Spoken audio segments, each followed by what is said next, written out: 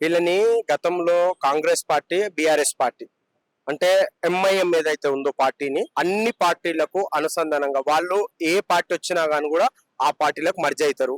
సరే ఆయన ఆక్రోశంతోని ఆయన ఆవేదనతోని ఏదైనా మాట్లాడుంటే ఆ పార్టీ నాయకుడు అది ఆయనకే వదిలేస్తాం. అది పెద్ద విషయం కాబట్టి మా పిసిసి అధ్యక్షులు, మా మంత్రులు, అదేవిధంగా మా సీఎం గారు వారికి బాధ్యతారహితంగా సమాధానం చెప్తారు. ఉలికి పడదు. ఇప్పుడు మనం ఏదన్నా మాట్లాడుకుంటాం, ఫ్లోటింగ్ లో ఏదన్నా వచ్చుంటది.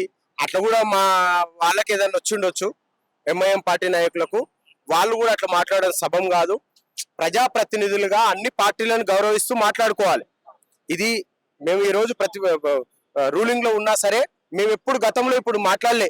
మా దగ్గర రోషయ్య గారు, కిరణ్ కుమార్ రెడ్డి గారు, రాజశేఖర్ రెడ్డి గారు, గతంలో చంద్రబాబు నాయుడు ఇంతమంది సీఎంలుగా ఉండే, కానీ ఎవ్వరు కూడా కేసీఆర్, కేటీఆర్, హరీష్ రావు మాట్లాడినట్టు మాత్రం అసెంబ్లీ ప్రాంగణంలో ఉండొచ్చు ప్రజలతో గాని ఎప్పుడు అంత అహంకార పూరితంగా మా ప్రభుత్వంలో గతంలో ఉన్న వాళ్ళు మాట్లాడలేరు. ఇంకా వేరే ప్రజాప్రతినిధులు కూడా మాట్లాడలేదు. కాబట్టి నోరు అదుపులో పెట్టుకొని మాట్లాడాలి.